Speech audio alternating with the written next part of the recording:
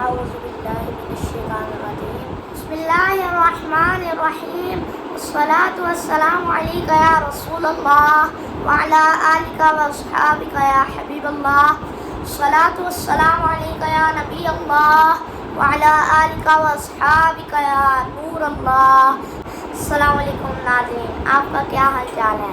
میں آج آپ کے لیے ایک اور نبی کا واقعہ لایا ہوں۔ وہ واقعہ ہم پڑھیں گے آج حضرت نوح علیہ السلام کے بارے میں۔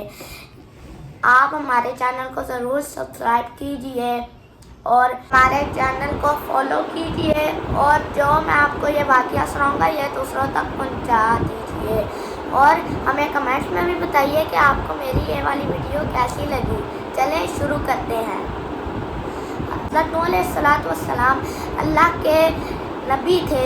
وہ لوگوں کو نیکی کی دعوت دیتے رہتے تھے، لیکن لوگ اتنے بدبخت تھے کہ ان کی باتیں بھی نہیں سنتے تھے۔ اللہ تعالیٰ نے ان کو اس لیے بھیجا کہ وہ لوگوں کو بت پرستی سے روکیں۔ پھر انہوں نے لوگوں کو بت پرستی سے روکنا شروع کر دیا، لیکن لوگ نہیں سنتے تھے ان کی بات، حتیٰ کہ ان پر پتھر برساتے تھے، ان پر اتنا ظلم کرتے تھے۔ پھر اللہ نے انہیں حکم دیا کہ آپ ایک کشتی بنائیں۔ پھر انہوں نے کشتی بنانا شروع کر دی۔ انہوں نے اس کام کے لیے دن رات محنت کی۔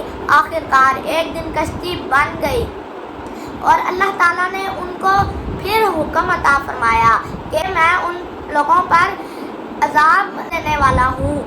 پھر اللہ پاک نے ان کو ایک رات اور ایک وحی نازل فرمائی کہ آپ کے چولہے سے جب پانی ابلنا شروع ہو اور آسمان سے جب بارش گرنی شروع ہو تو آپ اپنے مسلمان بھائیوں کو اور اپنے سارے گھر والوں کو لے کر، سارے جانوروں کو لے کر آپ اس کشتی کے اندر سوار ہو جائیں۔ آپ علیہ السلام کو اس بات کا انتظار تھا۔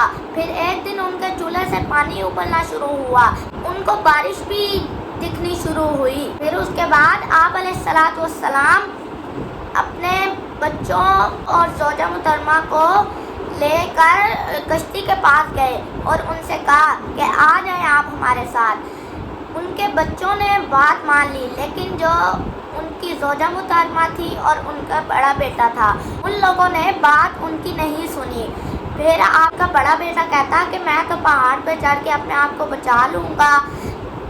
پھر آپ علیہ السلام جہاز پر سوار ہوئے، اور جب بارش پانی اوپر آنا شروع ہو گیا تو لوگوں کو تب اندازہ ہوا کہ آپ علیہ السلام صحیح کہہ رہے تھے۔ آپ علیہ السلام نے پھر بسم اللہ الرحمن الرحیم کہا تو کشتی چلنا شروع ہو گئی۔ پھر آپ علیہ السلام نے ایک پہاڑ پر اپنی زوجہ محترمہ اور اپنے بیٹے کو دیکھا، ان کو آواز دی آ جائیں آپ اپنے آپ کو بچا لیں، لیکن انہوں نے کہا ہم بچا لیں گے اپنے آپ کو، لیکن پہاڑ سے بھی لہر ان کو اپنے ساتھ ہی لے گئی اور دوسرے کافروں بت پرستوں کو اپنے ساتھ لے گئی۔ پھر آپ علیہ السلام کتنے دن اس کشتی میں رہے؟ تقریباً وہ 150 دن اس کشتی میں رہے تھے۔ اس کشتی میں بہت سے خونخوار جانور بھی تھے اور کچھ نہیں بھی تھے۔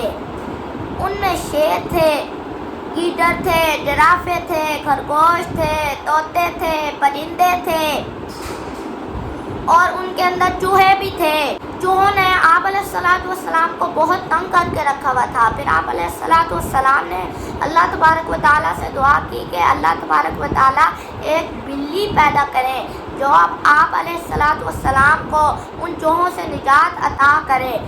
پھر اللہ تعالیٰ نے ایک بلی پیدا فرمائی جس نے چوہوں کا شکار شروع کر دیا، اور آپ علیہ السلام کی یہ مصیبت بھی دور ہو گئی۔ پھر آپ علیہ السلام نے ایک کوا بھیجا کہ وہ دیکھ کے آئے کہ آگے کوئی زمین ہے کہ نہیں، لیکن وہ واپس نہ آیا۔ پھر آپ علیہ السلام نے ایک کبوتر بھیجا، تو وہ پھر کچھ دن بعد زیتون کے کچھ پتے آپ علیہ السلام کے پاس لے کر آیا۔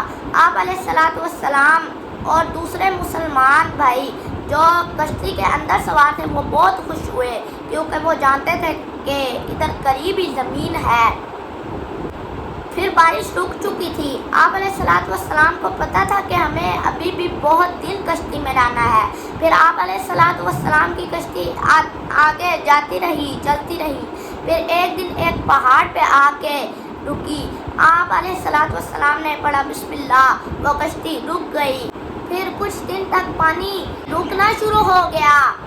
پھر آپ علیہ الصلوۃ والسلام نے کشتی سے سارے جانوروں کو نکالا، انسانوں کو نکالا، پرندوں کو نکالا۔ پھر آپ علیہ الصلوۃ والسلام جب کشتی سے اترے تو آپ علیہ الصلوۃ والسلام نے اللہ کا بہت شکر ادا کیا اور سجدے کرنے لگے، اور آپ علیہ الصلوۃ والسلام کے ساتھ جو مسلمان بھائی بھی تھے وہ بھی اتر کر اللہ تعالیٰ کا شکر ادا کرنے لگے اور سجدے کرنے لگے۔ آپ علیہ الصلوۃ والسلام کے ذریعے ان جانوروں نے زمین کو پھر سے آباد کرنا شروع کر دیا۔ پھر زمین آباد ہوتی رہی۔ وما علینا الا البلاغ۔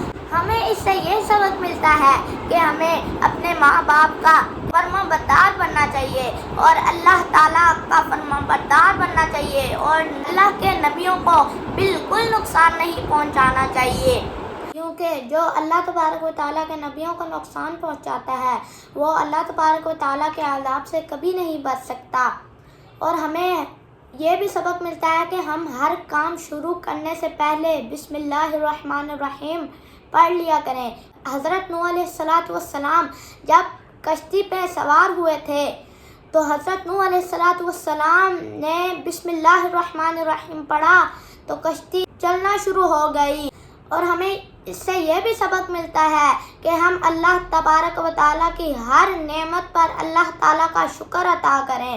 حضرت نوح علیہ الصلوۃ والسلام جب کشتی سے اترے تھے، جب ان کو خشکی نظر آئی تھی تو انہوں نے سب سے پہلے سجدے میں جا کر اللہ تبارک و تعالیٰ کا شکر ادا کیا تھا۔ ہمیں بھی چاہیے کہ ہم اللہ تعالیٰ کی ہر نعمت پر اللہ تبارک و تعالیٰ کا شکر ادا کریں۔ وما علینا الا البلاغ۔ کمنٹ کر کے ضرور بتائیں کہ آپ کو یہ واقعہ کیسا لگا، اور یہ بھی بتائیں کہ میں آپ کے لیے اگلا واقعہ کون سا لاؤں، کون سے نبی کا واقعہ لاؤں۔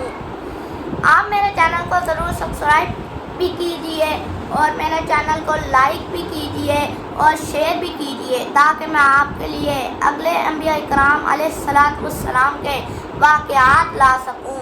الصلاۃ والسلام علیک یا رسول اللہ وعلی آلک واصحابک یا حبیب اللہ۔ الصلاۃ والسلام علیک یا نبی اللہ وعلی آلک واصحابک یا نور اللہ۔